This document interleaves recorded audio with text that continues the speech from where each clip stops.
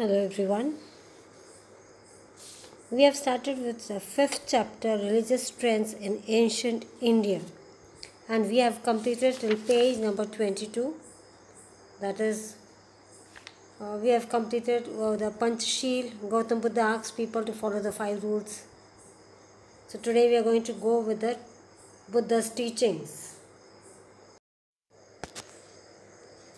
Buddha's Sangh. He created a Sangh of bhikkhus to preach his religion. Now he created a few people, Sangha, of bhikkhus to preach his own religion. Followers who gave up their domestic life and entered the Sangha were called as bhikkhus.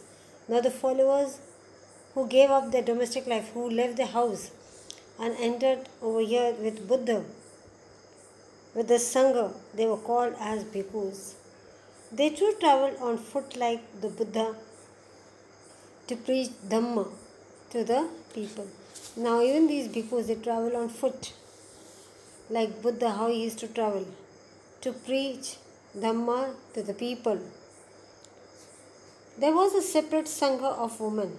There was a separate Sangha, that is, the people come together, they make a group and they are called as bhikkhunis. People of all varnas and castes could embrace Buddhism. People of all castes as well as the varnas could come and join Buddhism. Essence of his teachings. Gautam Buddha announced the freedom of human intelligence. Now here Gautam Buddha announced the freedom of human intelligence. He told everyone are free. He refused the discrimination based on things like varna. He refused the discrimination that based on things like varna, that no, everyone are equal to me. No one is greater or smaller by birth. By birth, no one is very great or no one is very small for me. Greatness depends on one's behavior or conduct. If you want to find out how these people are, we can find according to their behavior or their living. One of his famous quotes is that even the little quail can chirp freely in a nest. Now one of his famous quotes, what he has written in his book, even a little quail can chirp freely in a nest, means even a little, the bird who gave a birth to a small child of the bird, that is quail, can chirp very freely in the nest. No one can tell her to shut the mouth. This shows his thinking on the values of freedom and equality. This shows his thinking of values of freedom, that all are free in this country, on this land, and they all are equal to me. He preached that like men, women too had the right to their own upliftment. He preached like the men and women too, they have their own right to uplift, to go through their own ways. He opposed the rituals of yajna. He told, no, we don't want yajna. His teachings of wisdom, that is prajna, moral virtue, that is sheel, and other values are aimed at the welfare of man. Compassion means karuna for all living beings was an extraordinary feature of his personality. Now all these things were something extraordinary for his personality or for the people's personality. The tolerance preached by Gautam Buddha is guiding principle not only for the Indian society but all the mankind even today. The tolerance preached by Gautam Buddha, that wait, don't be in a hurry, you should have some patience, is guiding the principle not only for the Indian society but for all the mankind, for everyone even today. Lokayat, the ancient trend of thought known as Lokayat or Charvak is also important. It emphasized independent thought and rejected the authority of the Vedas. Now it is here the ancient trend of the thought is known as Lokayat or even Charvak, and is very much important. It is said that independent thought, all having their own thoughts, they independent of thinking, and rejected the authority of the Vedas. They rejected the Vedas. In the ancient period, new religious trends and thoughts were emerging in India.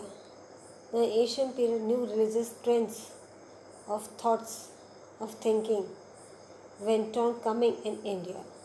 Later on, religions like Judaism, Christianity, Islam, and Zoroastrianism also took root in the Indian society. After that, new religions came. They are the Judaism, Christianity, Islam, Zoroastrianism. They came and lived in India over there. What is Judaism? People belonging to the Jewish religion may have arrived in Kochi in Kerala around the 1st to 3rd century of Christian era. Now people who are belonging to this Jewish religion, they must have come in Kochi in Kerala around the 1st or the 3rd century of the Christian era, that is CE. They believe that there is only one God. Judaism emphasizes justice, truth, peace, love, compassion, humility, charity, ethical speech, and self-respect.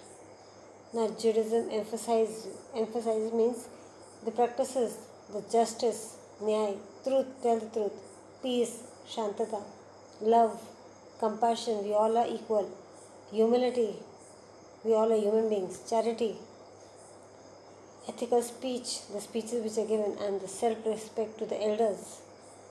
Their prayer house is known as Snag, where they go to pray. That is called as Snag. So my dear children, we have completed the part 2. Here I will show you one more thing. The eightfold path. What is that? First one, right view. The knowledge of the 4 noble truths.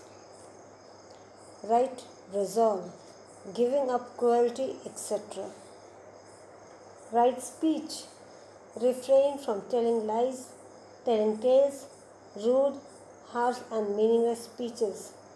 Refrain means not to tell lie, telling tales, or rude words or harsh words or meaningless speeches. Right conduct. Stay away from killing animals, stealing and uncontrolled behavior. Fifth one, right livelihood. Using only the proper means of livelihood. Right effort. Making effort to avoid wrong acts, giving up wrong acts, undertaking and maintaining good acts. Right effort means making some good effort to avoid wrong acts, wrong things, giving up wrong acts, don't give wrong ideas, undertaking and maintaining good acts, to write and give and maintain good things. Right mindfulness. Being mindful to remove passions and concentrating on trying to understand one's own feelings and mind. Right mindfulness means people mindful to remove passions. People are having the right to remove all the passions what they're having and concentrate on trying to understand what is going on or on his own feeling and mind.